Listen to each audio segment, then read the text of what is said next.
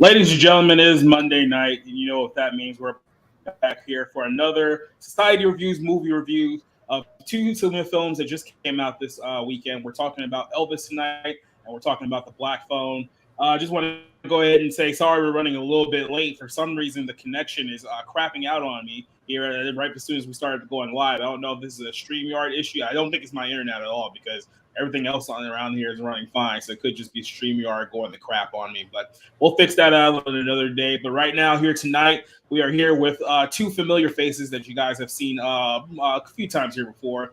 Mr. Rob Motto is sort of a regular now. You've seen him on a bunch of shows. So you go ahead and introduce yourself, Mr. Rob.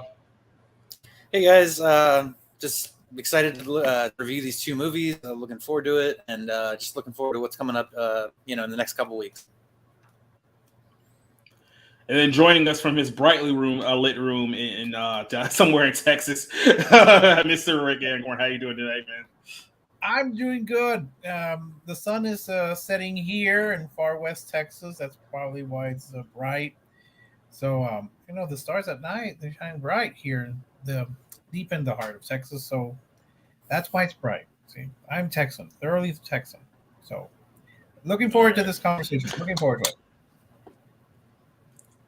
I'm looking forward to it as well. Obviously, this week, Matt's movie reviews won't be joining us this week because, unfortunately, the movies that we're reviewing tonight have not officially opened in Australia yet, so he wouldn't be able to join us tonight. But he will be back next week for two movies that are probably going to be considerably worse than what we're reviewing tonight. So we kind of lucked out over what he did. So before we go ahead and get started, I just wanted to catch up with you guys, see how you guys are doing. Clearly, it's been a slow news week. Over the last few weeks, really nothing much has happened in our country. So I just wanted to go ahead and see what you guys were up to, get a little quick catch up before we get into the films tonight. Yeah, I'm trying to stay away from it for the most part, just because at this point, it's kind of, hopefully it'll die out, but there's just going to be a lot of protests, I think, and a lot of angry, social media fodder. So, and I, on the weekends, honestly, I just try to watch as many movies as I can because I work all week, and sometimes I only get 2 or 3 movies in during the week, and then I get something like 11 or 12 movies in every weekend. Is basically kind of where I round out. So it's pretty crazy, but when the pandemic was going on, I could watch like 70 movies a month. Because I was working from home and it was kind of insane. So I definitely it's much more like 40 or 50 now, which is still a large amount, but it's definitely cut back some. Yeah, I'm looking at your haul. You did 11 this week alone. I'm thinking to myself that, I thought that I was watching way too many movies. At least that's what I was being told. But yeah, you're over there killing it over there with the stuff that you've been reviewing recently. So yeah, I guess keep up the good work. I guess would be the best way to say it. Then Mr. Rick Amgor, Mr. Baseball, how are you doing with us today? How's your week been? Has it been positive? It's been good. We're getting the library branch ready to open. We've been given another opening date, and just trying to keep up with the movies.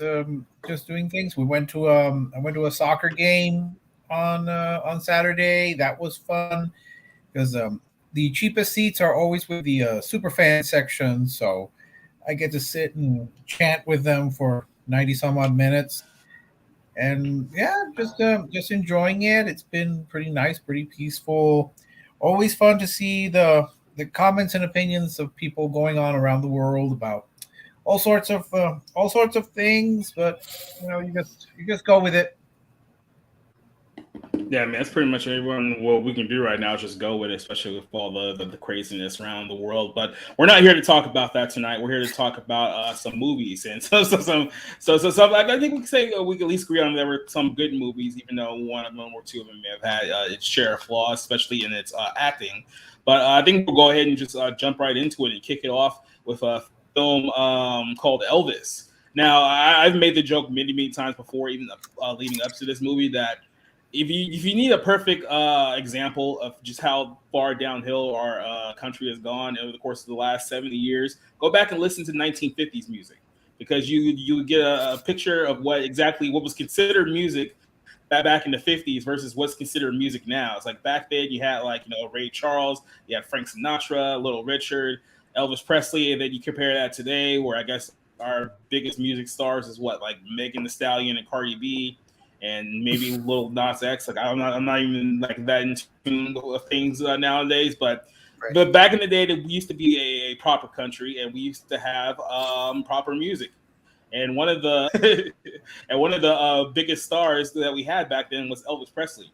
Real quick, I just want to shout out because I forgot to shout out the chat. Miss Cassie Cage is in the comments watching us here tonight, here to talk about this movie. So just want to give a quick shout out to her. We'll see her on the Barroom podcast maybe Saturday night. I'll talk about that a little later on. But go ahead and just kind of get into it. Let's play this little short clip here from Elvis and into what we're getting tonight. There's been a lot of talk about the new Elvis. There's people saying a lot of things. He's dividing this nation. Of course, you got to listen to the people that you love. But in the end, you got to listen to yourself.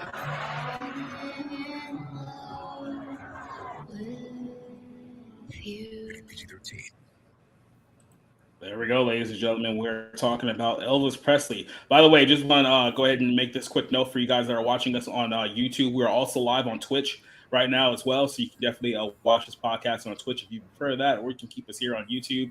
I'm just not 100% sure everything we can get away with here on YouTube because they tend to be a little more stringent with some of the things that they allow you to post, but it is what it is. So yeah, let's go ahead and just, get into the story of Elvis Presley, which going into it, I think me and Rob may have picked up on this when we first saw the previews for this movie, is that it felt like going into it, this was a movie that was made by people who weren't exactly very favorable to Elvis Presley. Did you kind of get that same feeling going into it as well, just from the trailer? Yeah, I mean, there's that, and then just also like there had been news reports that came out that said pretty much nobody connected with the family was directly involved, like Riley Keough, who's like I think the granddaughter of Elvis, and she's actually a pretty good actress herself, but yeah, she wasn't involved, and I know they were kind of recently dealing with a tragedy anyway, and so I'm sure that played a role as well. So yeah, I didn't have any anticipation that there would be kind of that direct involvement. Yeah, so kind of. Oh yeah, go ahead. I'm sorry. No. I didn't get that impression by the trailers. I thought the trailers were going to probably focus more on the glitz, the glamour, kind of the massive nature of the Vegas show than about Elvis the man. That was my impression. Yeah. So, for those of you who haven't seen the movie, essentially what the setup is that it's not as anti-Elvis as you would think. And actually, I think this film does a good job of making Elvis a more sympathetic and empathetic character versus the character of his manager in the film, played by Tom Hanks. Which, like we said, we'll get to the separation of that character in the first place. But yeah, so Colonel Tom Parker was his name. So did I get that right? Yeah. So Colonel Tom Parker, who's in the movie, who's the guy who is credited by discovering Elvis. He's the guy who found Elvis when he was working these small shows. So essentially, Parker was a carny, which is no big surprise there. He was a carny. His whole deal was making money off of marks. So he has a very shady background to start off the joint. So I don't think it's a big surprise of how this all ended up ending in the first place. But he was a carny, and he was managing, a country singer at the time. He also had a few sideshow acts. So he was basically a traveling circus back in the 1950s. And he stumbles across a young kid that he hears on the radio called Elvis Presley. And they're kind of surprised that Elvis Presley is singing the type of music that back in those days were only meant for the Negro singers back then. But all of a sudden they find out that, this is a white guy that's singing this type of stuff and doing these type of moves. So he goes to one of Elvis's first shows, and he's blown away by what he's seen, especially from the reaction of the female contingent of Elvis's show at the time, and the way that they received him in his early days. So he finds Elvis, convinces him to become his manager, And throughout the course of the next few years that comes, Elvis becomes the very first, I guess you could say, mainstream music star. And we talk about, as far as the evolution of pop music, even though technically Elvis was rock and roll back in those times. I mean, he was, in a lot of ways, kind of the first mainstream megastar that we had in this country back then. So before we go any further, I guess we want to go ahead and address Austin Butler, who plays Elvis Presley in the movie. Now, there was a lot of concern about the fact that he didn't exactly resemble Elvis in the movie. Like maybe he thought they had made a bad choice as far as that goes. But I think they made a pretty solid choice of picking him for the film, because if it wasn't for him, I think this film would have been far worse than in other aspects of the movie going wise. So just want to get your thoughts on how you guys embraced Austin as Elvis in the film. Did you think that he did a good job? Do you think he embodied the role of Elvis Presley, the king of rock and roll? Yeah, I mean, I thought he did great. I thought that I would even use the word magnetic. I thought that especially as the movie goes along and he becomes that character, he really transforms into Elvis. Some of those performance numbers they have, and again, that's Baz Luhrmann with the energy behind those scenes. But I thought they did a great job. I mean, I think the high cheekbones helps a lot with Elvis's look, and I really bought it. I thought he did a really good job. Maybe at the risk of being, overly praiseworthy or overly praising him, I think that it was good enough for like a Best Actor nomination when the Oscars come around. The Academy Awards don't mean much anymore, but I really do think that a lot of people will be charmed by it and feel like he really did become that character. Now, I'll say this for the record: I have no relationship to Elvis Presley, and so but having said that, I thought he did a really great job. Yeah, I mean, I could at least speak for me and Rob. I'm not so sure about Rick, but I think Elvis was just a little bit before our time, as they would like to say. We were more of the Michael Jackson generation than the Elvis generation. But Rick, what was your thoughts on Butler playing Elvis? I thought he was absolutely sensational, and I could see Elvis. I'm not going to say that it's the definitive Elvis Presley, but he certainly did a fantastic job, just like Rob said, with the performances when he's on stage, and he didn't look as heavy at the end as sadly Elvis Presley. They didn't play up Fat Elvis at all, so I think that was kind of a creative decision on there. Yeah. But no, I think he also did exceptionally well in those non-stage performances. When he's dealing with his mother, when he's regretting not being able to get the Star is Born remake, and he's there talking with Priscilla. So in those moments, he also did an absolutely great job. I agree also with Rob in that I think he has a good shot of landing a Best Actor nomination. Biopics are usually catnip for male actors, though because we're opening here in the summer, I don't know how long he will be remembered. It's got to be pushed. And just for the record, no, I don't remember Elvis. I'm not that old, people. But I did grow up around a home that would play Elvis a lot. Mom absolutely loved Elvis, and even I'm not completely Southern, but I mean I'm Texan. So I kind of know Elvis a little bit more. It's a little more dominant here. And living in El Paso, I'm across from Juarez, where they sell a lot of velvet Elvis paintings. So I'm more familiar with him. But kind of to sum up, Butler did an absolutely brilliant job. I thought he was absolutely sensational.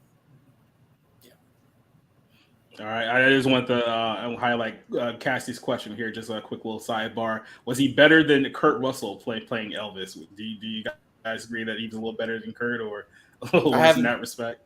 Are we talking about 3,000 Miles to Graceland when he plays Elvis impersonator? Because I don't know. No, he did a TV miniseries where he played Elvis. Okay, yeah, I haven't seen it, so I can't say. My memory's not that good, but I think Kurt Russell actually worked with Elvis. he had a small role in one of the Elvis movies. It happened at the World's Fair, so he knew him. So he had actually worked with him. So I'm going to say I don't remember well enough, but no, Butler is going to be one of the better Elvi. The Elvi. It'll be one of the better King, and of course Cassie has to get in her James Dean reference as well. So pretty much all good praise for Butler in this film, but I think most of us are going to have the complete opposite reaction when it comes to Tom Hanks's performance as the film. Now, I would say this: playing the film's villain, he did a very solid job. However, the character that he was portraying in the film, at one point, I couldn't tell if he was supposed to be Southern, if he was supposed to be Jewish, if he was supposed to be European, because it sounded like he was trying to do 3 different accents at once. And I think a lot of people caught on to this as well. So, and obviously, he's the most marketable person like in the film because people know Tom Hanks. So if they hear Tom Hanks is involved with an Elvis movie, that's going to be the draw for a lot of people. People don't know Austin as well as they know Tom Hanks. But was this the wrong decision to cast Tom Hanks in this role? What did you guys think about him as a character? I'll start with Rob. Well, I don't want to accuse Tom Hanks of, kind of getting too big of a head and just thinking he can get away with anything. But it feels a lot like that because it's very caricature laden. It's very grotesque. It's very over the top, hammy. And Tom Hanks doesn't give performances like this. And it's almost like he wanted to do the character actor sort of, I'm going to become this guy with the prosthetics and the fat suit and just I think it's supposed to be a German Holland because he's from Holland. This character I think is from Holland. Yeah, accent. It was from it's Netherlands. He butchers it more than once. So I would say he was an effective villain in the story. But that also plays into the stories told through his perspective until it's not, and that also is kind of structurally kind of an issue I have with this movie. But anyway, I don't want to get too far ahead. But yeah, I think that it definitely causes some issues with the movie with just how he portrayed the character. What do you think, Rick? I agree with Rob, but I think the reason the performance is bad is not because of the accent. The movie had difficulty establishing that Colonel Parker was really Dutch and that he was essentially an illegal immigrant to the United States. People forget that because they go, he's Colonel Parker. So they mention it during the movie, but they never make it clear. So and until well into the movie. So when he's being interrogated. Yes, and a lot of people probably think that he was from the South, as he claimed. He claimed he was from West Virginia. The problem that I had with his performance was that he played it as though he knew that, he played it as though Colonel Parker knew he was a villain. A real villain never believes he or she is a villain. He or she believes that they're either just the smartest person in the room or actually a good person. So because he was so overt, his wickedness, and he's talking, like this with him twirling his stick and going around trying to be evil, to me it made it look cartoonish. And then at a certain point, you can't make a good villain if you're going to dress up in a Christmas sweater and go screaming about singing, Here Comes Santa Claus. To me, it just looked silly. So that was the problem I had with his performance, that he was trying too hard with the Dutch accent, and I'm assuming it was a Dutch accent. He was trying too hard to be villainous, where it's overt that he's villainous. If he had toned it down a bit, instead of almost twirling his mustache, which he needed, it would have probably worked better. This is probably, I don't know. I was thinking in my review that Hanks seems to struggle sometimes when he plays villains. I think that he did the Later Killers and it didn't work, and now he's trying to be another villain, and he could play a villain, but here I think he was just trying too hard, just a little too over the top. Yeah, so I think that the big issue with this film is that obviously, they wanted to do a movie that was perspective of Elvis and his legacy. So it's like, okay, well, how do we eventually talk about the last few years of his life without, upsetting, his family, without upsetting the estate? So I think they thought to themselves, well, if we take Parker and basically use him as the evil catalyst to blame him for the downfall of Elvis going into it, that will let go of a lot of pressures they would have storytelling wise. Then obviously they wouldn't get any heat from the family that they're trying to use promote the film in the first place.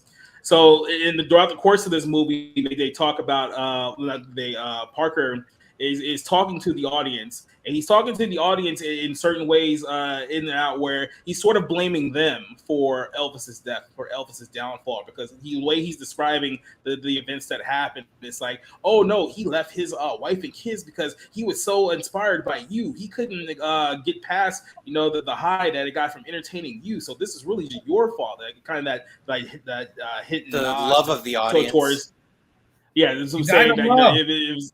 Yeah, it was Elvis's love of the stage and love of entertaining the fan base that caused his downfall. It wasn't me. It wasn't anything that I did. It wasn't me screwing him over out of millions of dollars and things of that nature. No, it was you guys, because you guys kept bringing him back. So the core message for this film is really just kind of the downfalls of fame, because you see it very, very early on that when Parker becomes the manager of Elvis is very family oriented. His dad is his manager. He's very, very close to his mother and his friends that he grew up with and things of that nature. So he didn't want to do anything that would upset anyone that he was close to, because that was all the people who he know. We're talking about 1950s America.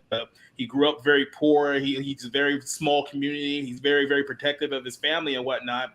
But Parker's the one trying to tell him that, hey, in order to become a bigger star, you may have to do something that, mom and dad may not like. But if you want to hit the big time, this is what you have to do. So it's the same story that you hear with so many people in Hollywood, that, these very, very shifty individuals, the ones behind the scenes, are all like, oh, we need you to do this. We need you to portray, this image. We need you to be this person for the women and for the fans and whatnot. And you start, selling just a little bit of your soul, a little bit, time after time, to the point where you eventually get to a point where you're no longer the same person you were before. We've seen that so many times before.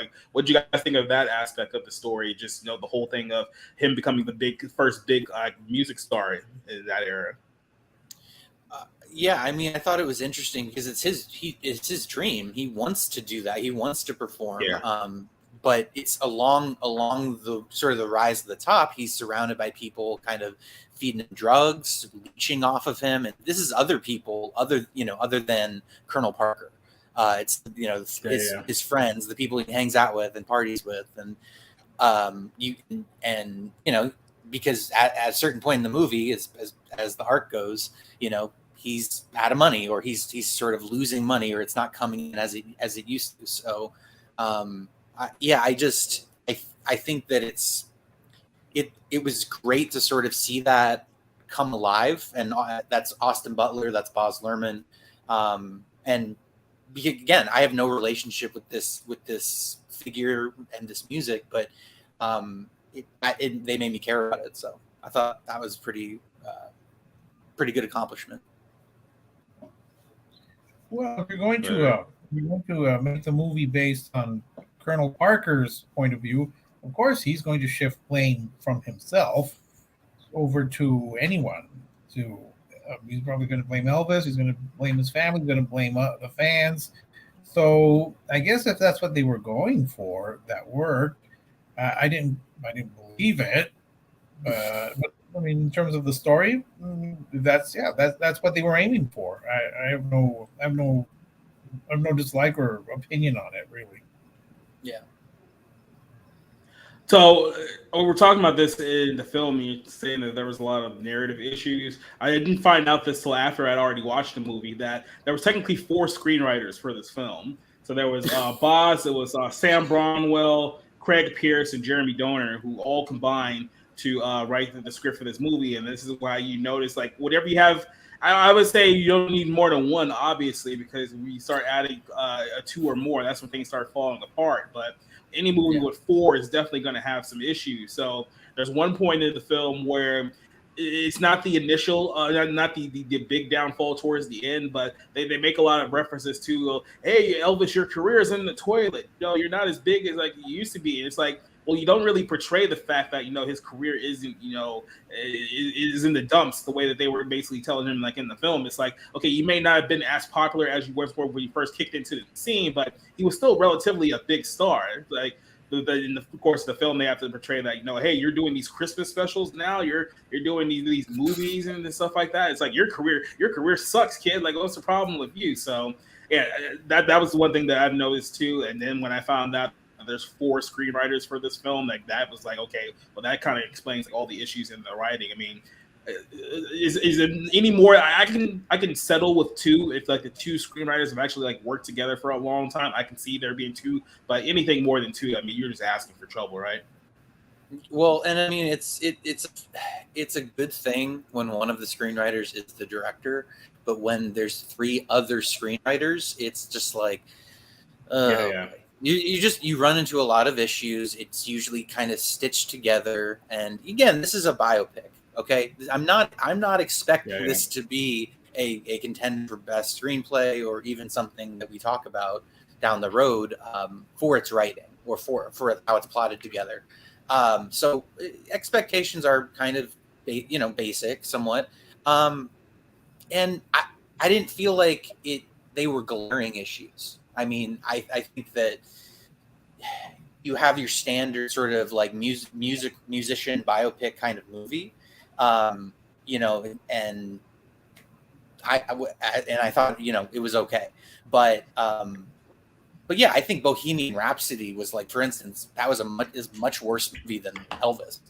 So there's a lot of examples where you could say it's definitely better than a lot of stuff out there. Yeah, I would go even further. I would say that Austin was more believable to me than as Elvis than Rami Malek was as Freddie Mercury, but that's a completely different issue on itself. What do you think of just having way too many people in the kitchen for this one, Rick? I definitely think that there were too many people in this, in terms of trying to make the story. It did feel a little kind of mixed in. There were certain parts where I thought we could have done without. For example, when we're talking about his early years and how he's hearing the blues and then the gospel, we really have to do it in a comic book style. I thought that was very distracting. Then you get little bits here or there. You don't really introduce people. I was disappointed, for example, that he's supposed to be influenced by Mahalia Jackson, and you barely see her. Then you introduce Little Richard, and you have this what's supposed to be a friendship with B.B. King. Like, they just kind of came and went, but that's because kind of going here, there, everywhere. So that was an issue, and I can tell you that it didn't bother everyone else around me in the same way that every person that I know loves Bohemian Rhapsody. So my bestie loves it. My bestie loves it. Remote dropper for him. So you speak ill. Mm-hmm. But jokes aside, it did feel like there were a lot of things trying to go on all at once. And again, if you tried to focus maybe a little better on his own story rather than doing all these extra things, like that thing with a comic book just really bothered me. I didn't think it was necessary. It was like, is this like an extended Thor reference that I'm getting? Well, it's Baz Luhrmann, and if you know Baz Luhrmann and his resume, you know that he likes to be visually inventive and the rapidity of images in this movie. I mean, just in the first hour and a half is just like, I mean, it keeps you so busy. It's hard to sort of, hold on to your senses. It's not a Marvel movie. I know what you're saying, but and I will say that visually, I really enjoyed, kind of watching the movie get pieced together. And I know it's a little messy. It's a little like you're getting a lot at once, but yeah, I for the most part, I was entertained by it. And Yeah, there are issues with like just it kind of as a whole, but I'm definitely glad I saw it in the theater. Oh yeah, just just lavish and yeah, that's a Buzz Lerman. I figured that, but sometimes once in a while less is more. That's my view. Yeah, I get that. Just a quick little answer to Cassie's question. They do make a reference to the fact that Elvis can kick some butt if need be. So yeah, there's a little bit of karate Elvis in the movie. It's not much, but you do get a little taste. So throw that in there. I'm sorry to interrupt. Going back to the visual style, I did notice early on though that they did mirror the Elvis documentary. Elvis, That's the Way It Is. When you have those various panels of his concert, that's a reference to the documentary. So I thought that worked. The comic book thing, no. Sorry. Yeah. I was actually just going to mention that too, going on with the music, because you notice for a lot of the live performances, I think what they did is they took a lot of like inspiration to like some of the more public Elvis performances that are out there. You find them on like YouTube, and then they did their best to kind of like recreate the image of those performances by kind of recreating the crowd and the circumstances, and it's easy to pretty much match the attire and whatnot, and basically do the performance hand by hand. What would you guys think? As far as the musical side of this biography, did you guys enjoy the music? I mean, like I said, I know Elvis is a little bit before some of our times, but was there any things that you guys picked up as far as the music performances in the movie go? Well, I didn't care really for the music because it's just not what I'm necessarily into, but I loved watching Austin Butler perform. I loved watching him, on stage. Built that energy behind him. In terms of the filmmaking aspect. So those were really some of the best scenes in the movie, I thought. Rob, how could you not love Elvis? I love the music. Fine. I love the music. Wow. Yeah. If I go up to Washington State, I'm going to hunt you down. That's just wrong, sir. Wrong. Please don't. Jokes aside, though, I love the performances. I love the staging of them, and for me, as someone who grew up listening to Elvis and who loves Elvis, and again, that's not the music of my time, people. I go as far as the Smiths. That's as far as I go. Okay, but that was great, and I love the fact that they introduced people like B.B. King and like Sister Rosetta Thorpe and Mahalia Jackson. I love listening to that type of music. So I love the fact that they did bring in the fact that he did bring in country with Hank Snow, who I do know, and the gospel and R&B. All of these influences blended into him, and he was the one that kind of put it all together to bring it to the masses. So I thought the performances were great. I would like to have seen the performance of him singing to the Hound Dog. That would have, that's just me. Although I think you can find that on YouTube, and it did.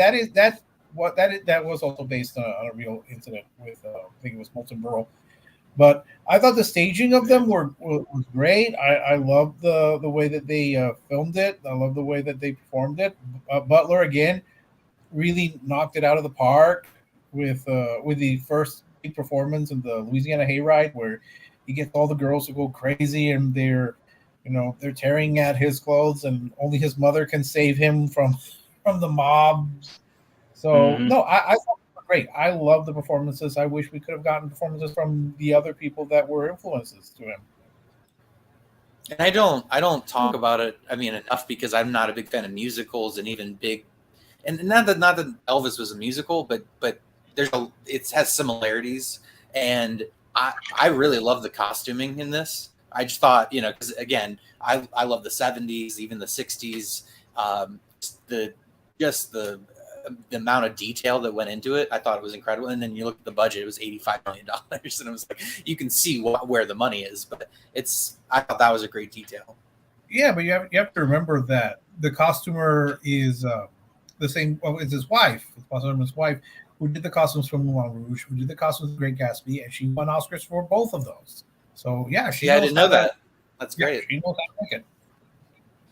That's quite Cassie's question. Did they reference Sinatra? I don't think there was any references to Sinatra. I think they would have to have gone through a completely different rights In group the to montage, get most. the montage at the end where you show the real Elvis, Yeah, is yeah. a very cute clip of him and Sinatra performing. And they did.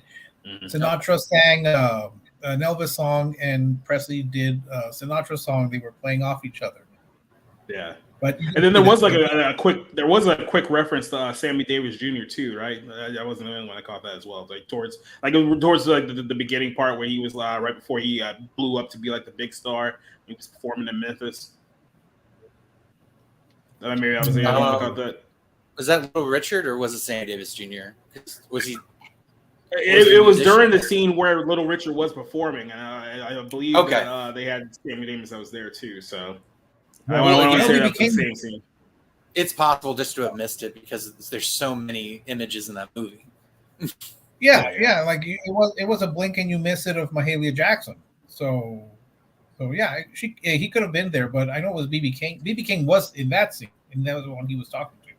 Yeah, and I will agree with you about that those relationships are very shallow, but that you don't really get a sense of even his wife. I was thinking this watching it that Priscilla Presley, she has like 3 or 4 scenes the actress to make her mark and be memorable as a character, and it's not her fault, but it's like there's really not much there, and then it's like obviously the downfall of their relationship, but yeah, the characters are somewhat plot driven, necessities kind of thing, and you have him have that conversation with BB King on the balcony, kind of thing, but yeah, that is somewhat limited in this movie. Mm-hmm. By the way, if you guys in the chat, have any questions about the film, just shoot by and Alexia will answer questions. I want to ask you guys about how you think the film handled the social issues, because obviously this takes place in their time where Martin Luther King was assassinated, and then JFK was also assassinated shortly thereafter. So this is in the height of the civil rights era, the 1960s. The way I saw it is that they obviously could have gone the complete opposite direction with that one and tried to this is where if they were going to be like a whole bunch of woke crap in the film, this would have been where they have done it. But I think they pretty much just hey, look, these are obviously events that happened, so we have to have Elvis react to these earth shattering events, because these were big deals back in the mid 60s when this happened, when Martin Luther King was shot, especially in Tennessee, in the South where this happened, and then JFK, one of the first sitting presidents to get assassinated since Lincoln. So these are the 2 big things that happened around that time. How do you think the film handled the kind of the social element of the film and just times in general? Because early on in the film, there's a lot of talk about how people don't like Elvis because he's kind of being inspired by black music, and he's doing the gyrations stuff that wasn't allowed back in the 1950s. There's even a point where essentially they tried to revamp his character and make it more family friendly. It's wear this suit and don't do the jerking the motions and stuff like that. Don't make our 15, 20-year-old girls go crazy for you, because we don't like that. So how do you think the film handled that issue? Well, I think that the family definitely wouldn't have liked if it was like they tried to be woke, like Elvis was a Black Panther or something. It was like I think because it had him kind of be a man of the people in terms of the Black community, and want to kind of go to those establishments and want to because segregation was going on at the time, and you definitely felt like he just kind of wanted to be able to let loose, without people kind of spying on him or taking obviously he got photographs taken of him because the FBI is following him and all that stuff. So I think I thought it was pretty smart for the most part about it, because it brought them to the surface. I mean, it was obviously going on, but it didn't try to make it any kind of political statement. It didn't try to, he wasn't virtue signaling as a character. It was fine. It was good. So I thought it handled it well. Yeah, I think that Elvis here was just someone who appreciated the music because he grew up around it. He was one of the few poor white kids growing up in a predominantly black neighborhood. So that would have been perfectly natural for him to hear all this Yeah. gospel and all this R&B. In terms of how he's portrayed, that he wants to make a kind of statement. He if he does it, it's in a subtle way. Like at the end, when he does the song at the end of the so-called comeback special, you see a headline that Elvis sings protest song. Yeah, but he wasn't. He didn't. They didn't portray him as someone who was going to be out there protesting or burning down buildings or anything like that. That Yeah. wasn't him. He definitely. I was gonna say, yeah, he definitely wasn't like your modern day like pop artist who will go on Twitter and tell you, "Hey, don't listen to my music ever again if you don't think the same way that I do." Like, it's like it was a much different time then. Like they didn't do that. He wouldn't renounce his citizenship. And moreover, since I know, since I've seen more Elvis documentaries and related things like that, I know that when he did a concert in Madison Square Garden and he did a press conference, they asked him about Vietnam protesters and the Vietnam War, and he just said, "You know what? I'm here to talk about the concert. I'm here to talk about the music. I'm not going to, people have the right to believe whatever they want, but I'm not going to comment on it." I mean, Colonel Parker was also telling him not to comment on things, so that's also an issue. But by and large, I didn't see anything overt politically because Elvis was not, as far as I know, a very politically active figure. He might, whatever his opinions were, I don't know. So I think they stayed true to history in that way. Yeah, I mean, he famously met with Nixon. I think they even made a movie about that with Kevin Spacey and Michael Shannon.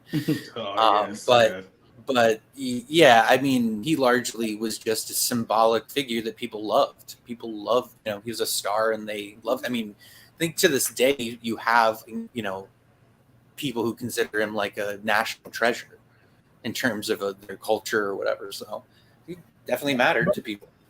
Yeah, but the thing about Nixon is that he didn't go there. He didn't go as a supporter. He just wanted an FBI. Right. He wanted an FBI badge, and Nixon was president at the time. So it was a strange meeting. I think photo op. Yeah, it was a strange meeting. But I don't think Nixon really cared for his music. But no, Elvis just wanted the badge, and when Elvis wants, Elvis gets. Yep. He's the king. Yep. Cassie asked, "Did Elvis sing 'Can I Dream' in the film?" Yeah, that was part of the whole comeback special towards the. Was that the protest song?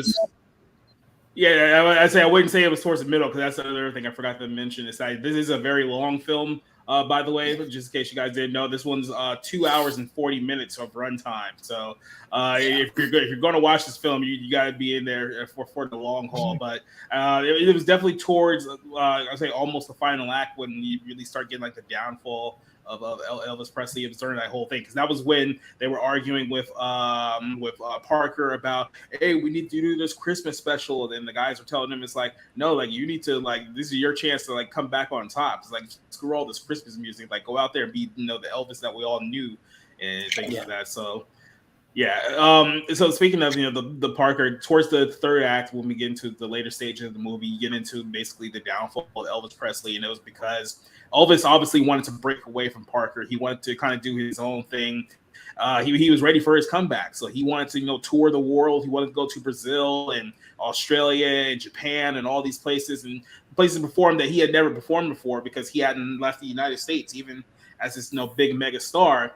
But Parker basically did anything that he could to keep Elvis within the United States because Parker didn't have an actual passport. Parker wasn't who he claimed to be. So instead of telling Elvis that, hey, I can't send you to overseas because I'm not allowed to leave the country, he basically tried to convince him, well, hey, if you go to Vegas and, you do a regency here for 5 years, then, you don't need to go to all these other countries. You can be a megastar here. So, and then they subtly, played up that, Parker has obviously a gambling problem. He had massive debts. So he used Elvis as kind of his bargaining chip to keep playing at these casinos and whatnot. It's like, hey, I know I owe you more money than I can possibly pay you back, but hey, if Elvis performs here for 6 weeks, and how about is that makes it solid or whatnot. So you start seeing that how he really starts pulling him to do things that he doesn't want to do. And it really just goes to show you, it's like, even though back then you're talking about, what the 70s at this point, maybe the people weren't as wise to. This is why you probably should have lawyers look at things that you sign before, agreeing to them, because so certain things like this, don't happen. Because when they finally do break apart, Parker decides that, you're gonna leave me. Okay, then you owe me $8.5 million for everything that I've done for you in the last 20, 30 years and whatnot. And that's kind of what led to the emotional break of Elvis. So what did you guys think of the final act of this movie? I mean, I thought it was good. I mean, the movie sort of celebrates Elvis a little bit in terms of, I don't know in terms of the reality of it, but I'm sure he was more culpable for his own downfall in some degree than what was shown in the movie. Yeah. Because I mean, Colonel Parker is kind of made into this villainous con man, who had spent a career sort of like seeking out carnival acts, just kind of seeing them as meal tickets. And that's, that is kind of what is shown. And he's sort of this character laden, villain. But yeah, I think that the movie, in celebrating Elvis, kind of, I mean, it shows some of his drug use. It doesn't necessarily hide that. But I would say in the last 40 minutes, it's kind of when I know the movie's winding down, and it kind of, the momentum kind of wanes somewhat. Well, yes, I would say that it does feel like you're trying to wrap up, and I wish they had kind of focused more on the fact that Elvis was using drugs and was surrounded by a group of yes men. It wasn't just Colonel Parker. We had the whole Memphis Mafia with him, and Dr. Nick. I mean, the original Dr. Feelgood, I think, who was just there coddling him. So, yeah, that it was, Colonel Parker bears a lot of responsibility, but it was always interesting, and nobody questioned why he was so obsessed with security. That was the reason that Elvis couldn't leave the country. Nobody questioned it. I wonder why not. Why didn't they question the fact that, that he couldn't leave the country? Elvis would probably be very well protected, but they didn't want to say it. I did learn. I was surprised though that if I believe the movie, Colonel Parker created merchandising. I was not aware of that, apparently. That he's the one that came up with the T-shirts and the pillows and the balls and the buttons. I don't know if that's true, but apparently it is. So. It would make sense, like I said, he is a carny, so he'll find ways to make money off you, no matter where you can find it from, whether it's ticket sales, or T-shirts, or buttons that say "I hate Elvis." It's like, if I can make a buck off of you, that's what I'm going to do. So could be. I think. And it's something I wanted to talk about with Rick, because you had mentioned it. Cassie also mentioned it earlier in the chat too. It's like, it wasn't just Parker in real life. It was the one that was siphoning all the money from Elvis. It's like Elvis also had, like you said, a very large family unit, a large group of friends that he was funding at the time too. So it wasn't just that all his money was being taken from one source. I'm pretty sure that just like any family member who suddenly gets rich and buys a big house and buys like a bunch of cars, it's like you got all the other people who you so-called have to take care of, that they'll start siphoning money from you too, and the next thing you know, you're spending more than you actually have, and then you're what, $8 million in the hole, even though you're the biggest star of the last generation and sold like more records than anyone else in history. But even if you don't know what you're doing, you'll still die painless, unfortunately. Well, nothing's changed since, like in celebrity culture, in the sense that, look at Johnny Depp, look at Nicolas Cage, look at these celebrities who, they're leading men actors who can command, or at one time did command, $15-20 million a picture, and have like 8 houses or like 3 yachts. And I mean, they can never recoup what they bought them for, or they just make these lavish purchases, and then the rules dry up, and oh crap, I have to work all this IRS debt off. So, or if you're Wesley Snipes, you go to jail, like, apparently. So And I'm not saying that's what happened to Elvis or anything, but he had Graceland, he had that like ridiculous property, you know. I mean, he bought ridiculous things, but you know, he was a star of that kind of you know, that level. Yeah, I mean, those suits weren't cheap. I can tell you that much. Yeah, he had the Lisa Marie. He had that big plane, and he had to maintain all these hangers on, and that's no different. Like Rob said, you see it now. You saw it with 50 Cent. You saw it with MC Hammer. You see it with a lot of people who make a lot of money, but they trust other people to run it. And his father was too weak to stand up to Colonel Parker. So yeah, of course it's going to be. I like the fact that he charged him from like things that happened in like the 50s, $1.25 for I don't know what he charged him $1.25 for. I'm going, I can't remember that. Exactly. It's like I'm pretty sure you can dispute some of those charges in court. It's like, you know, it's like clearly he's charging me for like a water bottle that I bought in 1955. Like I think that there's some stupid charges here that won't hold up. But it's like, yeah, come on now. Cassie wants to know if there were any fried banana sandwiches. I don't recall there being any fried banana sandwiches in the movie. Like I said, they didn't really play up the fat Elvis portion of his life. They kind of just left that one in the dust. So the only time you got Fat Elvis was when they showed the montage of the actual Elvis. And to be honest, I don't know you guys, but I guess because I am an Elvis fan, it did break my heart to see him. And they mentioned that Colonel Parker says, you know, he could barely walk. I can't do a Dutch accent. He could barely stand. So he's there playing the piano, and yeah, that did break my heart. But you can't have, I guess you can't have this new star Austin Butler looking ugly and fat. So well, I'll be completely honest with you. The last scene I think that's Austin Butler in a fat suit and makeup, because he's nowhere near as fat as Elvis was at the end of his life.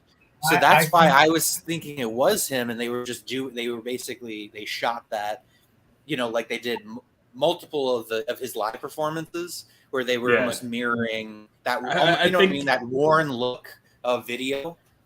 Well, it's a if I'm not mistaken, I think they thought it was. I thought it was footage from an Elvis concert, that it was him rather heavy set in the face.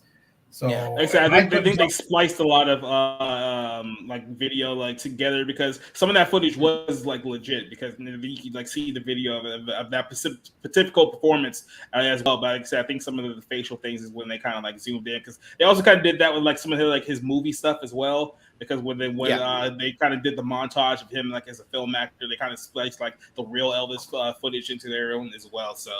It's a little bit of good stuff. Like I said, I think it goes to show you just kind of how well edited it was, that you didn't even notice at certain points whether if it was the real Elvis or not. So I think it came together pretty well as far as that goes. Go ahead and just kind of give you like any final thoughts. If there's anything that you guys want to mention that we haven't talked about, just go ahead and do it now before we give our final rating of the film. Yeah, I thought it was a bit curious to.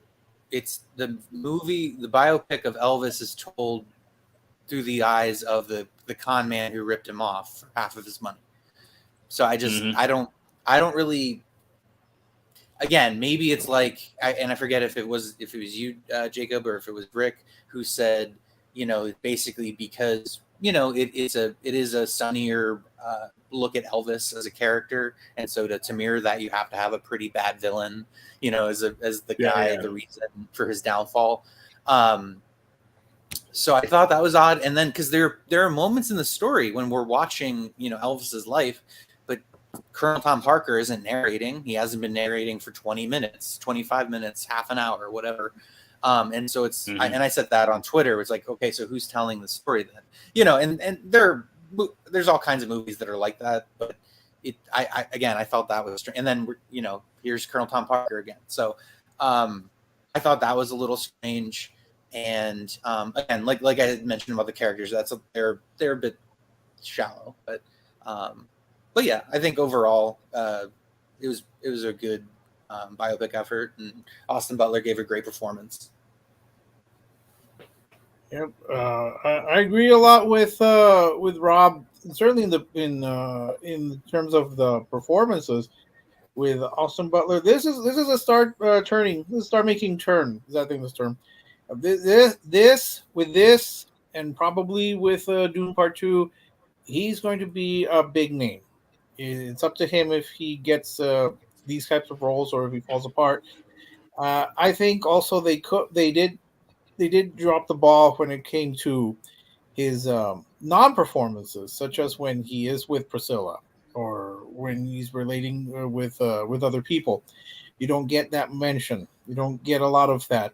And I kind of forgot at times that Colonel Parker was narrating the story because sometimes you forget that he's there until he pops up all of a sudden in his hospital bed. But I was impressed with the glitz and glamour, and this was a very, I think, pretty respectful portrait of Elvis.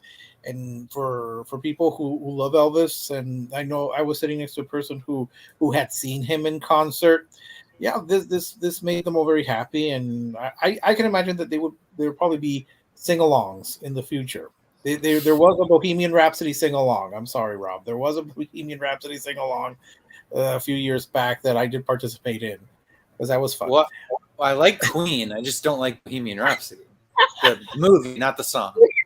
Well, you can have the music, but no, I was impressed. This was a great performance from Austin Butler. It was a hysterical performance from Tom Hanks. The movie did focus a lot, maybe too much on the glamour and the persona and the costumes. But that's what a lot of people remember about Elvis. So yeah, I was impressed. I liked it. I liked it probably. Yeah, I liked it more than I did other biopics, musical biopics. Yeah. All right. Yeah. So I'm going to ask this question for Cassidy real quick. Are any of Elvis's other girlfriends mentioned? They reference his infidelity, but no one specifically by name. So it's just mostly like, yeah, when he was in Vegas, he slept with some other women behind his wife's back, which led to the downfall of his own marriage as well. So, like I said, there's definitely some things in the film that you can blame him for as far as his downfall as well. I think as far as sort of like a period piece, I think the film does a lot of things right. The music wise, a lot of like the performances and the choreography was very, very good. My only issues with the film are obviously Tom Hanks's character gets a little too jarring at certain points, and since he's like essentially our central character for the film, that's a big problem. Way too many writers on the film. They should have had all the people kind of like sharpening up the script a little bit, and the fact that it's the runtime. Like we're talking about almost like 160 minutes of total runtime. I don't think this film needed to be that long. You probably could have cut about 30 minutes out. And I mean, like I said, they try to get in a lot, but there's certain things you probably really didn't need for the most part. Like the trip back to Memphis was kind of like, okay, well, I mean, you kind of dropped the whole angle there. Like once he went back there, so what was kind of the whole point of that whole entire like sequence if it didn't go anywhere. So and then there's a lot of issues with the script for me that kind of fall apart. But there is things that I like about it. It's definitely not a bad movie. I would say it's a solid 3 out of 5 all together for me. I mean, this is definitely something I would recommend. I'm not sure if I would recommend it in theaters, but it's definitely a movie that I would see. And if you're an Elvis fan, I don't think you're going to be pretty disappointed by what you see. So, what about you, Rob? What do you think of the film overall?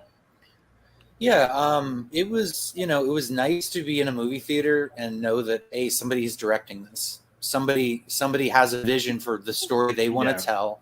And there's stuff to pay attention to. There's lots of detail, really great costuming, great performance by Austin Butler. I think, like I said, I think he'll be nominated for Best Actor for it. I also think Tom Hanks might be nominated for Best or Worst Performance of the Year and get a Razzie nomination. But I also think he's too beloved, in the industry for that to happen. But I don't know. We'll see.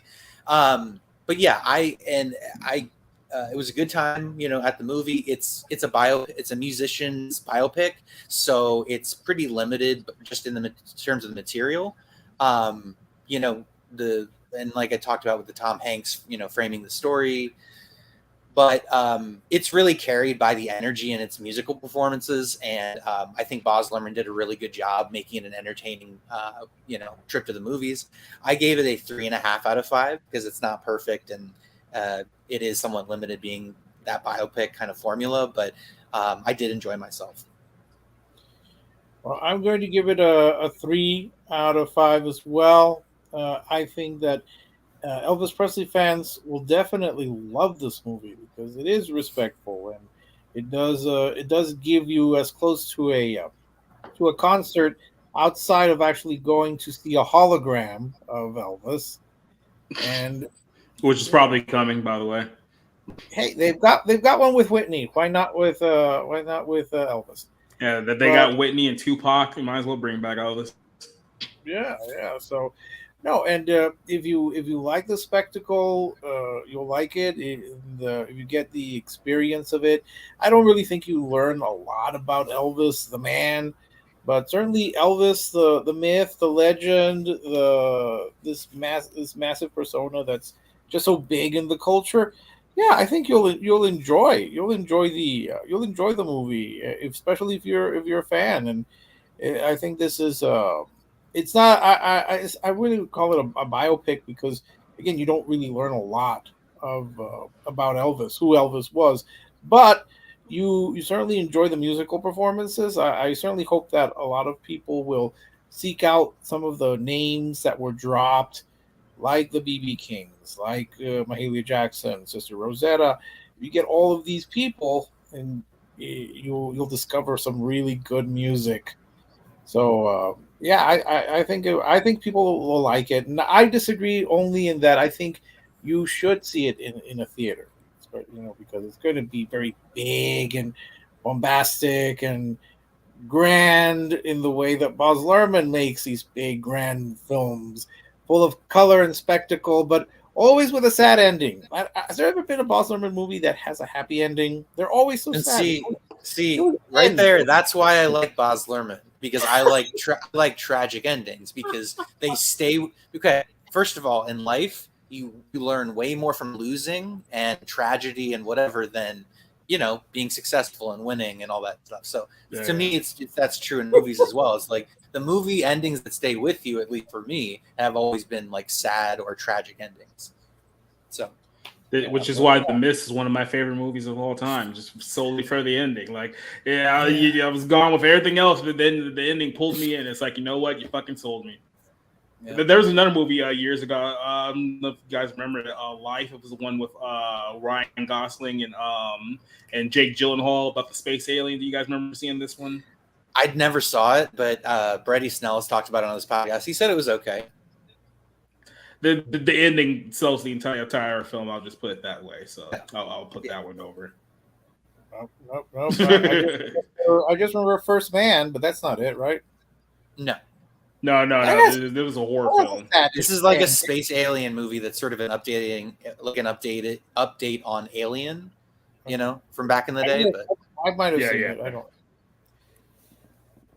So yeah, Elvis definitely a good recommendation. And then when you're on Elvis, go ahead and just listen to some old like 1950s music while you're at it too. Go find some of like the Tommy Steeles and the Kodiaks and the Frankie Lanes and then the Jammies and the Little Richards and people like that, Patsy Cline. Like go listen to some of the music, some of the stuff that we considered music back in the day, and then ask yourself how the hell we got to this point. So that's a takeaway that I had for this film. So yeah, that was our review of Elvis. So obviously we have one more movie to get to. I think this one's going to lead to a lot of conversation, and that is The Black Phone. So I want to go ahead and kind of give you the background of how we ended up getting to this movie. So if you recall, we didn't review it here on this channel, but we have talked about a lot Doctor Strange and the Multiverse of Madness, which is the last MCU film that came out a few months ago. So back then, Scott Dickerson and Robert C. Cargill were supposed to be the director and writer combo for that movie. Now, what they wanted to do is that they wanted to do kind of the first MCU horror film by making it very, gory, very gothic, very scary film. They wanted it to be something completely different from what we've seen with the longest running soap opera in the Marvel up to this point. Obviously, Disney did not want to go in that direction. They heard the ideas. They pretty much rejected the ideas. So we ended up getting a completely vanilla movie made by a guy who I think wrote maybe 3 episodes of Rick and Morty, and that movie just kind of came and went. Right.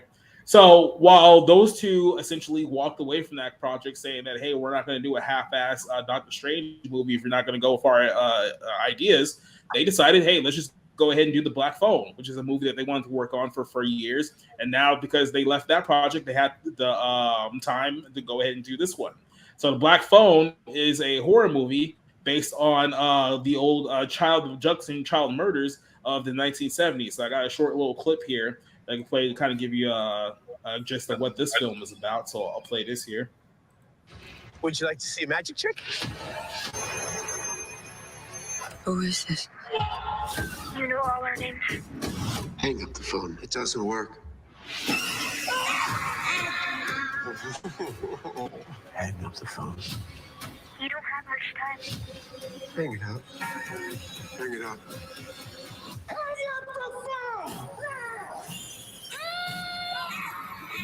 The Black Phone. Rated R. Now, normally I would hate a movie that has like certain scenes in the trailer that they don't have like in the movie. I've gone on rants about this before, but you remember the 2006 movie Black Christmas, where there's I think a good like 5 minutes of scenes, especially in the trailers for the movie, that are nowhere in the film whatsoever. They didn't reshoot anything; they just straight up only made that for the trailer itself. And then you go watch the trailer, you're like, wait, wasn't that person supposed to die? But then you realize you just got completely had. So good to see good old Carney trick still works even 15 years later. So, but this film is called The Black Phone, which is based in the suburbs of 1978's Denver. So we're talking about Colorado in the late 1970s. Essentially, the setup is that there's a small town in Colorado where there's a maniac on the loose who is kidnapping kids and seemingly murdering kids. You have like little short montages where a kid is walking down the street. All of a sudden, a black van pulls up with black balloons, and then you don't see the kid again. So there's a strangler going around. They're trying to figure out exactly, where he is, who he is, things in that nature. But he's been pretty elusive up to this point. So the police don't know anything. The neighbors don't really know anything. And then, so the story itself is focused on 2 children. A girl and a boy. The boy's name is Finley. The girl's name is Gwen, and they live with their alcoholic and abusive father in the 1970s. Now, the boy Finn is essentially a textbook coward. He doesn't really, I guess, believe in defending himself in situations where he probably should, which is why his sister comes to his aid most of the time. She'll even go as far as to hit another boy in the head with a rock and bust him open severely. But the things don't go well for them because they don't exactly have the numbers to fight the fight. But little known that the sister has a, because you could say, a supernatural ability where she can essentially see the future in her dreams. It's like she can see the future in her dreams. So the police come to the school one day and they ask her about, hey, how did you know about the details of this case? Because we haven't told anyone where the investigation. And of course, she tries to explain to them that, hey, look, I see things in my dream. I don't really know anything, but they don't really believe her. But she does happen to know things about the case that no one else does. So they keep an eye on her. Well, a few days go past and her brother becomes the very next victim of this killer called the Grabber. And basically kidnaps him and locks him deep in the basement of a home, and where they essentially play a cat and mouse game where the boy has to find some kind of way to escape, but he knows that this killer is way more dangerous than he appears, so he doesn't exactly know what to do. He doesn't exactly know where to run. The whole basement is soundproof, so he can't really scream, so he's stuck there with really no idea what to do. There's a mysterious phone down in this basement that the killer says doesn't work. However, the phone rings, and when he rings, the voices of the dead children that was killed by this killer essentially gives him tips on how to escape the room. And that's your central premise of the film, The Black Phone. So kind of just going into sort of the introduction and the setup. But how did you guys feel about the setup of this movie, about the characters in question and Ethan Hawke playing the role as Graveler? I'll go ahead and start with you, Rob. Well, I mean, I actually really enjoyed how the film set up the atmosphere of the school and like what the kids' experiences are like every day. How it's not just, you know, the main character that's being bullied. You have just people, you have kids that are you know, brutally beaten up or in brutal fights with one another, and you very much understand that like this is a Gen X sensibility 1970s movie. There's no, you know, and there's no dumb like true crime podcast investigating it. There's smartphones kind of like ruining the cinematic quality of like the images of the composition, the cinematography, and it just has this like sort of nastiness to it that just got my attention immediately. There's so many of these what I would call Stranger Things cookie cutter copies of, you know, kids dealing with some kind of either supernatural force, some monster, some killer, and it's all done with kids gloves because for whatever reason it's PG-13. It doesn't move the needle. This was something that as I was watching it, I just wanted to see more. I was interested right away. Ethan Hawke plays an absolute ghoulish villain. Just this serial killer, this strangler of children. And I also like that the kids that die, you know, some of them are incredibly tough, are the ones that are in these fights. And so that kind of informs the main character and sort of tells them you're in a really dangerous place. Like if these kids couldn't get away, what makes you think you're going to be able to figure it out? Just real quick before I get to Rick, I want to give a quick shout out to Matt's Movie Reviews, who's watching the stream live all the way from Australia right now. We put you over earlier. He says he's a big fan of Scott Derrickson as well. So, yeah, go ahead, Rick. What do you think of the setup for the Black Phone? Like, oh, I like the fact that they took their time to introduce some of the characters, even if they're there briefly.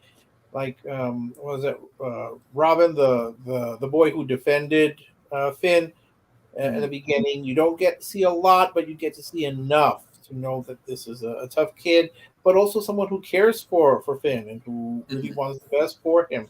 And you get to also set up the various other characters, like the father and the very first victim that we actually see, who's the baseball player. And you get little moments. You get little moments with them. You get just enough so that you know what kind of person or child this is. And so I like that. And it does have kind of that 70s feel aesthetic. So I appreciated that they got that right. And for the record, I do not remember the 1970s. I just dropped that in. But sure.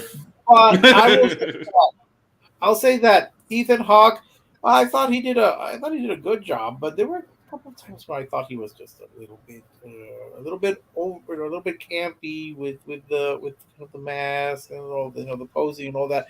But he's a serial killer, so I get to I can accept that, and it did make me think of other serial killers that sadly we've had in the past that have preyed on kids. I'll be honest, I get a little bit uncomfortable when you have films that talk, that deal into child killing, like with Dr. Sleep. I didn't finish it. I stopped it after that particular moment with the little baseball kid. I said I can't watch this. That's the reason I haven't seen the remake of It, things like that. But here it wasn't graphic. I appreciated that we did not have graphic violence.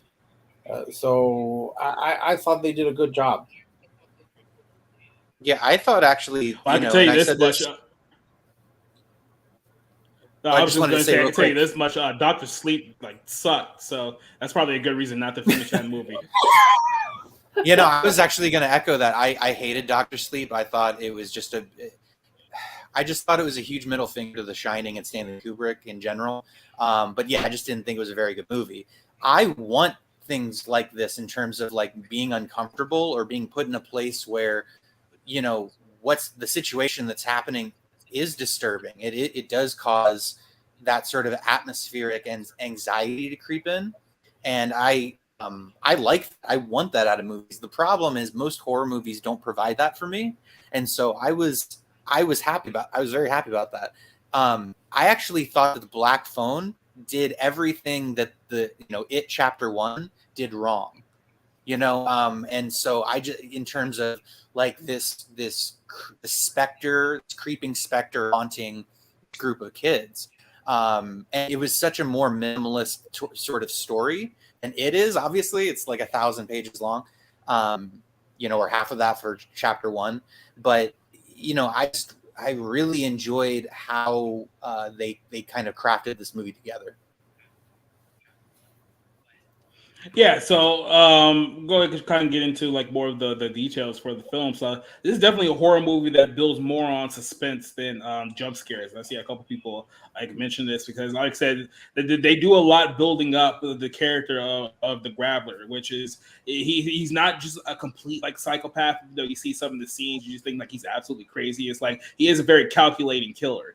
And then, like I say, this is a guy who he's not even like going after like the small, like weak kids in the neighborhood, like the easy targets. Like he's going after some of like the toughest kids in the neighborhood who are probably like, I would say, 12, 13 years old in some of these cases, and some of the people that he's killed. So there's a connection there that shows that he likes a challenge. Like there's like he plays these little games with like a lot of these boys that he kidnaps and stuff of that nature, where there was even a point where he's down in the basement and the kid's telling him, it's like, yo, don't go up the stairs. He's waiting for you down there. Because if you go up the stairs, then he can play the next part of his game, which is basically him just torturing you to death and whatnot, right? But if you don't go up there, he can't play his game. He can't. He doesn't have control over his world. So there's a little cat and mouse in the sense of that nature that. He wants to treat this kid the same way that he treated all the other ones, but the kid's not playing ball the same way all the other kids did. So he's getting frustrated that, hey, this kid's not trying to escape. He's not doing things that I want him to do. Like, what is it with this kid? And I think there's a contrast there that, the guy that's giving him the most problems would be one of the most, like, I guess not even like physically opposing. Like I said, there's a montage up to that point that shows that like this guy doesn't really fight back when kids his own size are bullying him or beating him up. He is an easy target, but because he has this connection to, I guess you could say, the spirit world, which we'll talk about in a second, that he presents a different problem that all the other kids have given them up to this point. Because I think the reaction to all the other kids is like, okay, I have to fight back against this guy and get out of here, but obviously it didn't end up as well for them as it ended up for the other kids. So what do you think, just kind of like focusing sort of the film on the character of the Grappler and Ethan Hawke's portrayal of him? Well, I think they did a good job of sort of building up that anxiety and suspense around his character, because you don't see him for the first maybe 25-30 minutes, something like that. And and even interactions with I keep forgetting the main character's name, but the boy he kidnaps or whatever. Finn. Finn, thank you. He limits what he even says to him, how much time he spends with him, because he leaves him downstairs in that locked room. We obviously know why later on. Sort of a more humorous plot point. But, and I think they do a good job of that, of limiting that, because horror movies, and I think I talked about this Saturday night, but horror movies are effective in sort of not explaining, not revealing what the secret is, or the answer to defeating the monster, basically. And I think they did a really good job. Cargill and Derrickson both did a really good job, sort of like keeping us interested and not revealing too much. And that's very specific to Ethan Hawke's character. And he's playing mind games with Finn. You could almost see how maybe that wasn't the case with the other characters, but he initiates physically by grabbing them, and then he plays a mind game with them. So basically, like, getting them to be the reason they're being tortured, some weird reverse psychology. There was a point that I was going to mention that I just like blanked on it. Go ahead, Rick. I'll think about it. I'll get back. Oh, okay. Well, no, I appreciated the fact that it did not. It wasn't so much horror as it was more suspense, because you do get a couple of those jump scares, and I know the audience reacted to them. I'll be honest, I don't watch a lot of horror films. I'm not a big fan of horror films, and I rarely watch them. I think the last one I saw was Insidious in theaters. That's how long ago. So I don't really get scared at movies with horror. But this one again, I would argue that it's less horror. It has more supernatural elements, but it's not true horror. And I think that's one of the reasons that when I saw the trailer, I wasn't too thrilled. I thought it was going to push it more to torture porn. I'm glad it didn't. But I thought that the Ethan Hawke. I mean, yes, I still think that at times he was a little over the top. But villains tend, but psychopathic murderers tend to be a little bit grandiose. I'll say that I like that it was sparing. He wasn't there as much. He wasn't the dominant character. It was more about Finn and more about him trying to survive this experience than it was about the grabber. It wasn't his story. It was more Finn and focusing on how he's going to get out. Little things that he does eventually all come together. So I like that. It builds on itself. It builds the story bit by bit, and it doesn't, give you those big scares that you're kind of expecting. Yeah, but there were a couple. I think one of the big things with horror nowadays is that good horror movies, at least modern ones, have to rely more on suspense and being more of a thriller, because you don't really have like the elements of, you can't really create a monster that truly like scares people with like modern like CGI. You know what I mean?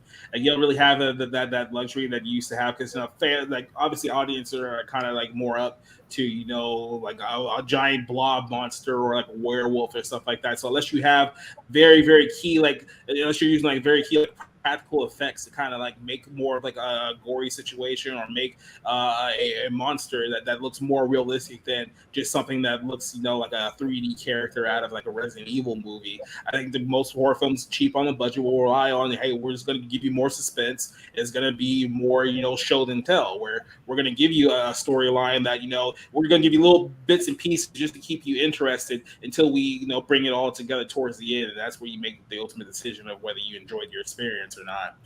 So with this film, there's an element of supernatural, and this is what I wanted to get into, because the story is that the girl can see like little patterns into the future. She can't really control it. She can only see things when she goes to sleep or whatnot. They imply that her mother had similar powers. They don't go into the full extent of what she did, but they also go basically say that she was driven so mad by her powers that she ended up committing suicide, or they don't say if it was against her will, or if she was like fighting any kind of like demonic forces or anything in that nature.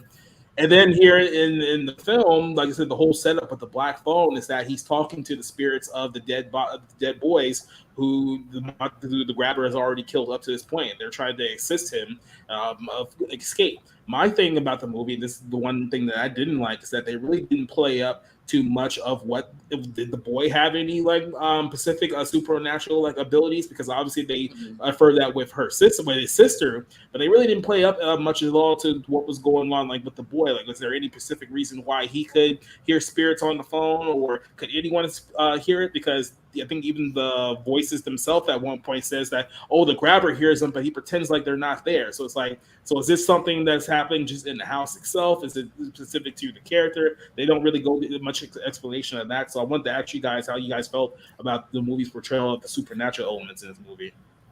Yeah, I mean, it's probably the biggest hurdle that you have to get over in terms of them explaining, why, the solution to the problem the movie presents. Okay. Because you're taking a real life serial killer, or not a real, but you know what I mean, the situation. You're taking a serial killer, yeah. And then you're adding in these supernatural elements to sort of help the main character escape with his life and figure this thing out. And so it's just a bit of a far reach. And I get it. It's, his sister has these premonitions, and she almost can see it in time to help him, but she doesn't, and he gets kidnapped. I just thought I thought this is probably like hardest thing to sort of stomach, just because it doesn't quite add up. And it's not, a really satisfying answer, you know, but it's also just like, it's also necessary to get to the end of the movie. Well, I didn't mind because it fit into one of the most important golden rules of filmmaking, and that's something will happen if the plot requires it to. All right, as simple as that. Yeah. Something will happen if the plot requires it to. You know, it doesn't have to be logical. It just has to happen to move the plot forward. And we wouldn't have a plot if you didn't have the spirits of the previous victims calling him to give him tips and advice on how to escape. As for the sister having powers, because the mother had the power, you know, she didn't have the shining, but she had something close to it. I just assumed that it was something through the feminine side, that it was not something that the males would have. So that's how I explained it in my mind. I don't know if that's the what actually happened.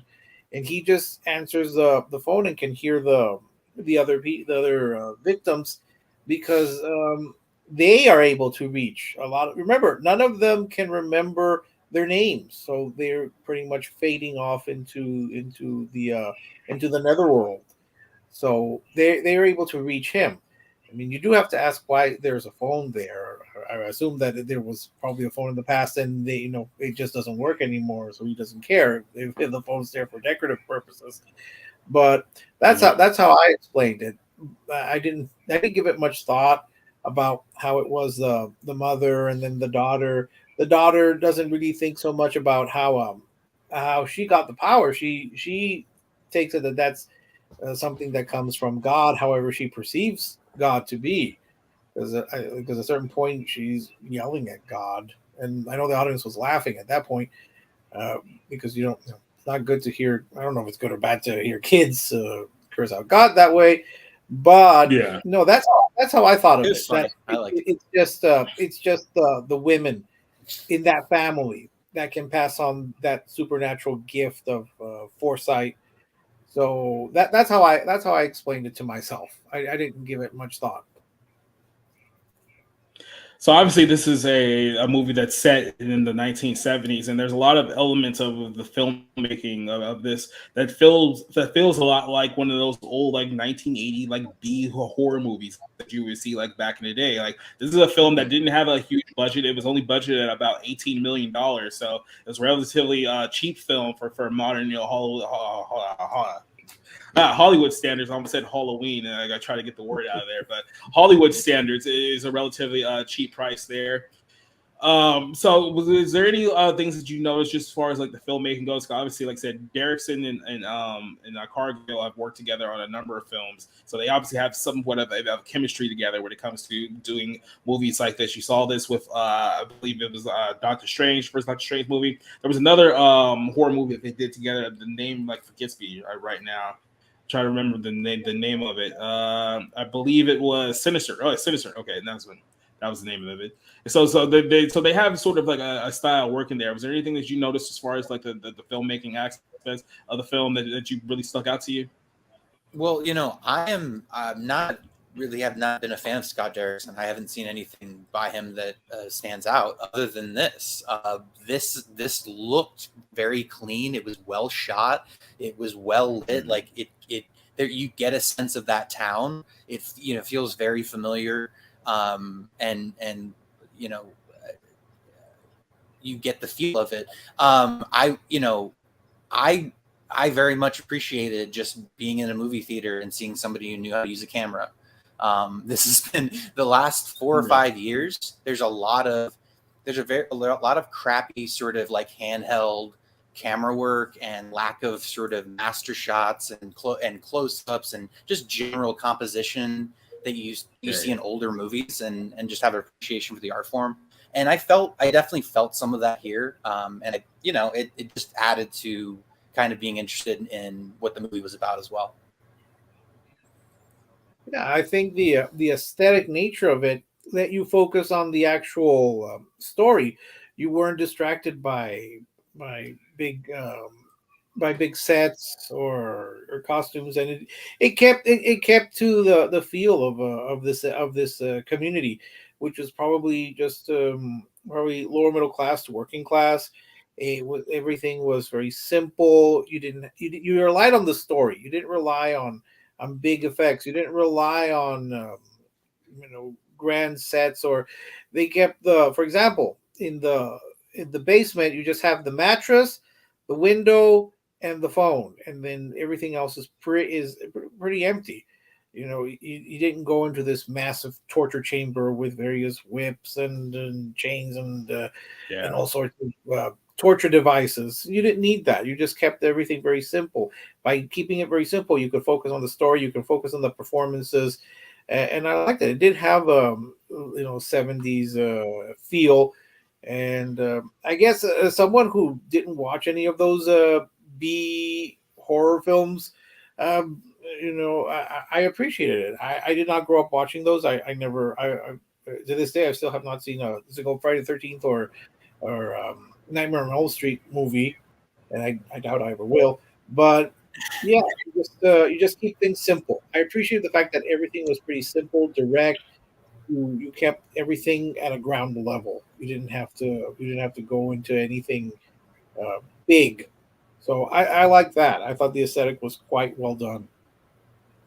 Yeah, I mean, this is what we asked for modern Hollywood. It's like, a small minimalist budget. It's like this is sort of like the blueprint for what you think for other films. It doesn't have to exactly be like a horror film like this one, but go back to the days where you capped these films at $20 million and like, hey, get a director and get a writer and pretty much work with what you got. And let's see what the real creative, the influences are there. That isn't just, here's a director from the studio, and this is what we have to do with a $500 million like budget. It's like I like films like this. Like I like movies that can work and create in a small, almost bare bones type of atmosphere compared to other things that we've seen.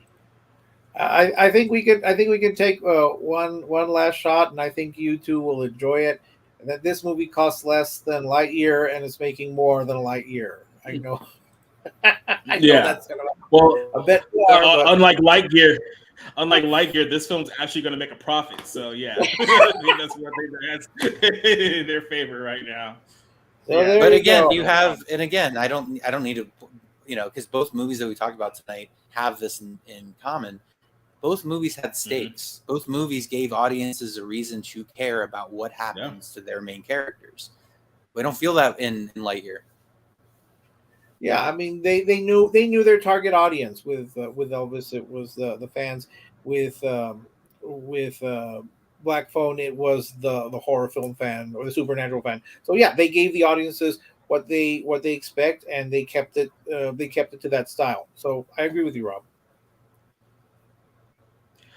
So without spoiling the ending for those who want to see the movie, I think we all agree, at least up to this point, this is something that we would probably recommend. But without spoiling the ending, how did you guys like how the film wrapped up? Did you think that they did it in a creative aspect? You think it was a little cliche? Like how did you like from the setup to where things ended? Like what was your thoughts as far as the movie goes there? I thought it was fine. I mean, it's. The only issue I really had with the movie was the sort of supernatural aspect of it, but because so much of the rest of the movie was done rather smoothly and told pretty competently and in an interesting way, it was fine. And I think the ending is satisfying, and it comes to a good conclusion without spoiling it. Oh, I want to spoil, but I'm not going to. I'll say that I like the fact that it didn't turn out exactly how you think it is going to, in terms of the sister character. You expect it to go one way, and then it gives you a remarkably logical twist where I can see it working. It made sense to me. I thought the ending worked quite well.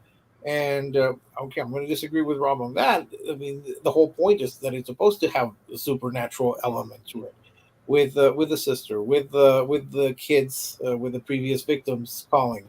I mean, that's the big. That's just one of the big points.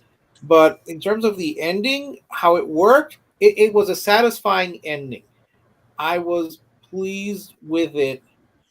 Not so much that you had previous victims, but it was a satisfying ending for me. And I don't think it's a spoiler to say that there were previous victims. The movie pretty much tells you that. Yeah. Yes, definitely. I don't think about predictability was an issue as far as this film goes. So, and final thoughts on this movie. Like I said, I like a lot of the throwback elements in the filmmaking. Obviously, Dickerson and Cargill are a very solid team when it comes to making stuff like this, and you can see that when they're not handcuffed by Disney executives, they have a lot more room and range to be creative and do more creative things, such as this film that they didn't previously had with things like Doctor Strange. And obviously, watching this movie and watching what they ended up doing with that film, I think Disney clearly made the wrong decision by not allowing them to do that. Because I mean, just think of it from this perspective. What would the draw have been if you would have had a Doctor Strange film where Wanda is more of like this sadistic like horror villain that you would see like back in like the 1980s? You could have played up a lot of different styles and different aspects of the movie, but that's what happens when you don't exactly have creative reign in films like that. But I mean, as far as this goes, I love the classic horror style. I think Ethan Hawke did an amazing job as the villain here. I mean, I don't know if there's any like possibility of doing anything like more with him like going forward. I'm not sure if I would particularly agree with that, but I mean I think his presence in the film had just as much as far as like a horror sense as maybe like a Ghostface like type character, or especially with the whole like mask and like the whole like style and the look of it. It definitely has something that you can be like, oh, maybe there's like a little like franchise here. But then again, we're getting Scream 6 too, so like I said, it's a double-edged sword as far as that goes. But as far as the overall movie is concerned, I give it a 4 out of 5. I think it's one of the better films that I've seen so far this year, and I kind of got to give credit where credit is due. I know Matt's a big film of Scott Derrickson. I'm not personally a fan of just Matt as a person, but as a director, I mean, he clearly knows who he's working with. He's working with the right guy. They produce pretty great stuff. So there really isn't anything too much I can point out about this film. Like I said, the only thing I felt they really dropped the ball on is that there should have been a little more context and depth into the boy's character, because it'd be like say if it was shown that his sister had powers, and him having some powers as well would have made sense, especially if they both got it from their mother, but they didn't really play it up that way for the sake of the story. But outside of that, I mean, I pretty much loved everything else about this film. I think it just great, especially for the budget that it was given, for the time that was given. I definitely recommend it. So what do you guys think? Final thoughts? Yeah, I would give it a 4 out of 5. I think it's a very strong kind of horror thriller. I think the kids are good. I think Ethan Hawke is very good in it. I think that they, even if he does sound goofy or a little campy here and there, they limit his screen time, and it's really about kind of him instilling fear into Finn. His different masks, almost like if the movie was about him, I think maybe they could, try to explain that further, because if you notice, it's like he had a different mask for like each a different personality or something. Like Split came to mind when kind of looking at that. But again, it's effective when not too much is explained. But yes, the only issue that I had was the somewhat clumsiness of the plot with, okay, does he have supernatural powers? His sister definitely does. She's a medium. She has these dreams. I get not wanting to reveal too much, but also it's also not super clear if every kid down there could hear the phone calls or whatever. So again, that part was a little clumsy, and I just don't know that totally worked, but I really enjoyed it. Otherwise, it was a really strong movie. 4 out of 5. Well, I'm going to give it a 3.5 out of 5, only because, again, I don't think I'm really the target audience, but I appreciated the fact that it was well crafted. It was well performed. I think we do need to shout out the child actors. I think they did an exceptional job, because especially considering that child actors are, they have a harder role than the adults. The adults hopefully are more sure about how the horror and the supernatural elements go. The kids don't have that sometimes they don't have the emotional capability of that. But I thought that the brother and sister did exceptional work. I was very impressed with their performances.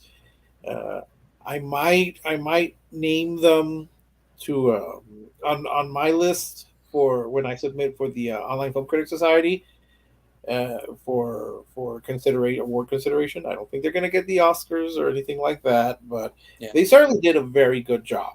And I like the feel. I hadn't thought much about how you didn't really explain if the other kids could hear the phone.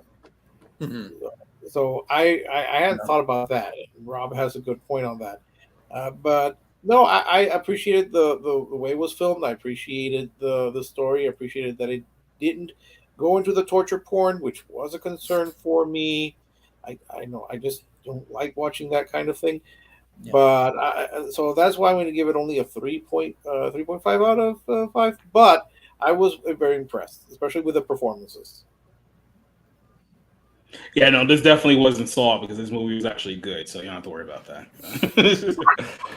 So, I mean, overall, like I said, this week we got a couple of very solid movies, and I don't want to ask you this question real quick because I think we mentioned this like last week. I think so far the 2022 has been a better year, at least for the first half goes. Like, well, there's a lot of stuff coming out in the second half I can't really claim right now, but it's been a much better year as far as the first half of the movie goes compared to some other past years that we've gotten. You guys feel that as well, that at least we're getting some quality films coming out of Hollywood? Yeah.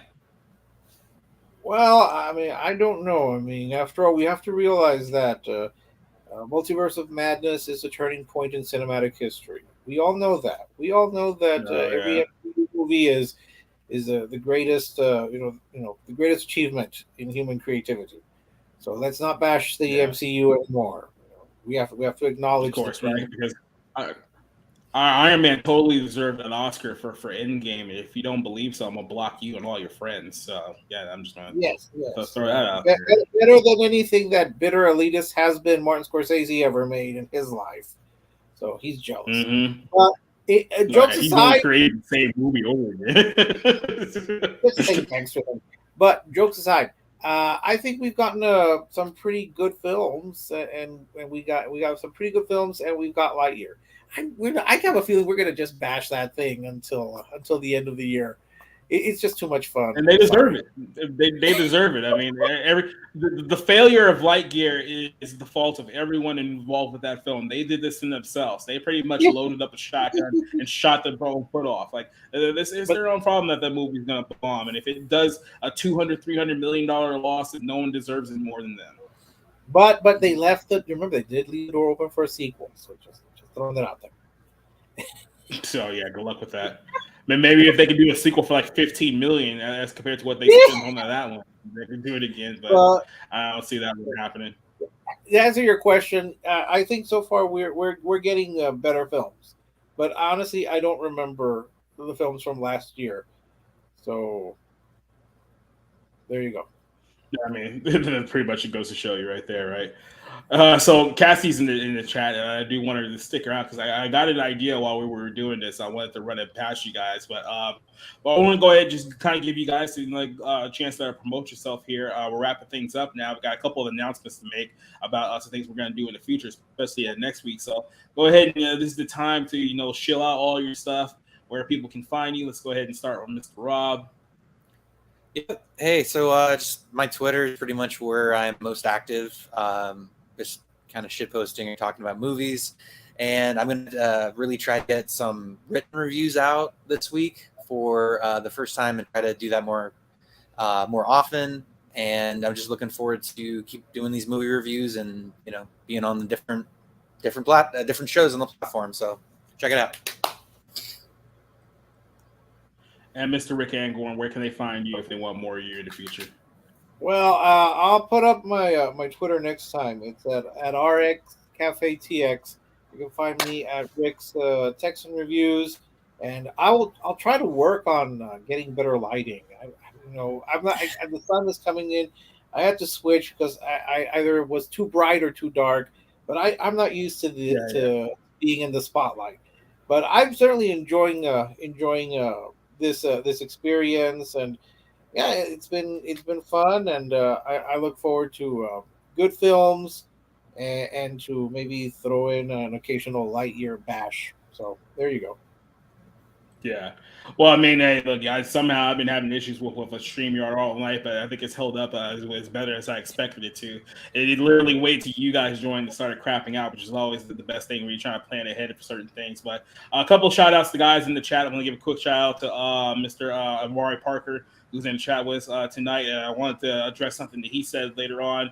The condescending Josh is here. You know, he waited until about 5 minutes before we were going to go off the air to join us tonight. So at least you were in attendance, as I should say.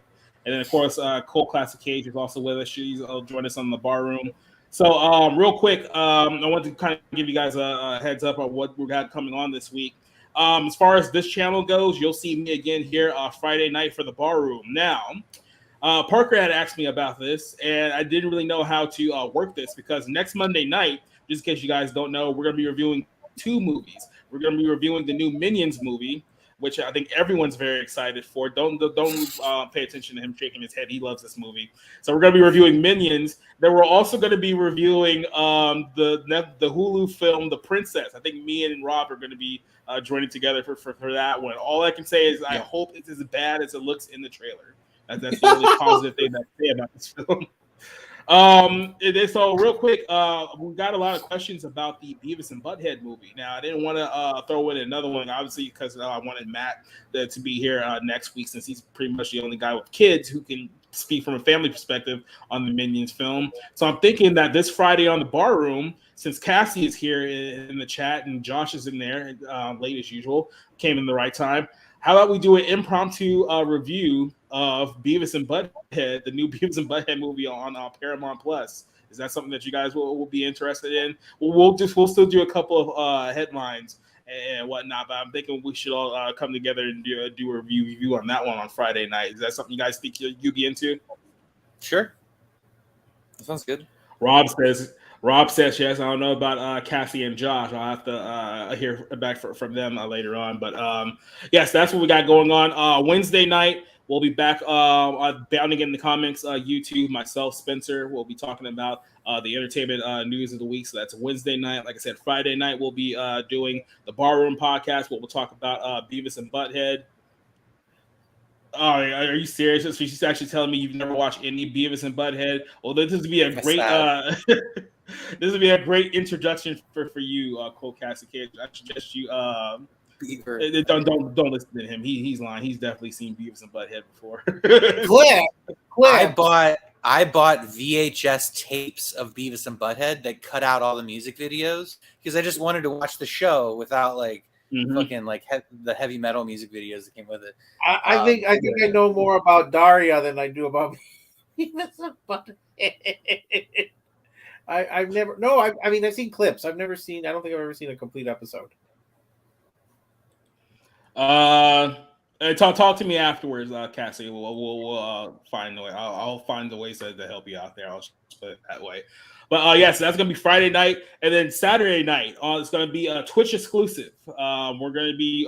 Actually, as a matter of fact, I forgot to make this announcement. We're actually going to be on YouTube next Saturday night because we're going to be doing the first and possibly last annual Beer Night Fight Night. We're going to be watching the main card for UFC 276 this weekend. We're going to get a bunch of people together. Some people you have seen before who are the regulars. I'm going to bring in some other very questionable people, but we're going to be drinking a whole bunch of, well, some of us are going to be drinking beer most of the night. So there's probably going to be a lot of questionable things that happen during that podcast. So if you want to see us get hyped, some of us get shit-faced, some of us, say some very, very questionable things under the influence of alcohol during Fight Night Saturday night. Join us Saturday here on YouTube and on Twitch. Like I said, Cider Reviews at Twitch. Go follow us over there if you haven't done so already, because you never know, YouTube may just yank you off the stream for like a minute because you played like 10 seconds of a screen clip that was on their own site. So you never know what YouTube will and what allow, but we're always going to be on Twitch because they don't give a shit. They got people over there in like hot tubs and pools just taking their clothes off and body painting themselves. So they have no standards. So that's why I like Twitch more than I like YouTube. So that's just a quick little rundown of everything that we have coming up this week. So it will be a very busy week. And then for non-video related content, catch me at Society Reviews. I'm doing a major site update right now. Still got a lot of work to do on that one, and it'll probably be a while before I'm done with that one. But societyreviews.com, Bounding in the Comics, you can find some of my articles there. Some of the stuff that Spencer's working on right now is on Bounding in the Comics, and Bounding in the Sports. I'm doing a lot of content for them as well too. So you may not see me everywhere all at once, but you can definitely find me somewhere. And then also, if you want my hot takes on Twitter, you can find me at societymovies.com. So follow me there while I'm still on there before they ban me from there as well. So yeah, like I said, beer night. Condescension Josh might be the first time he actually shows up on a Saturday night because we promised beer. So it should be a very, very fun night. And like I said, if it becomes a total shit show, we won't do it again, but we're going to do it at least once. So throwing that out there. So as far as that goes, that's everything that we have coming up. I want to thank Rob and Rick for joining me once again, putting in the time to watch these movies. This week we got some good ones, but next week may be a little bit of a different story. We'll have to wait and see. So till then, for myself, for Rob, for Rick, for Matt Movie Reviews, who will be back with us next Monday night. For everyone in the chat, I will see you guys next time. I want to talk to you guys as soon as we're done here with the outro, but we'll see you if you're here on Society Reviews. We'll see you on Friday night. Until then, thank you and goodbye.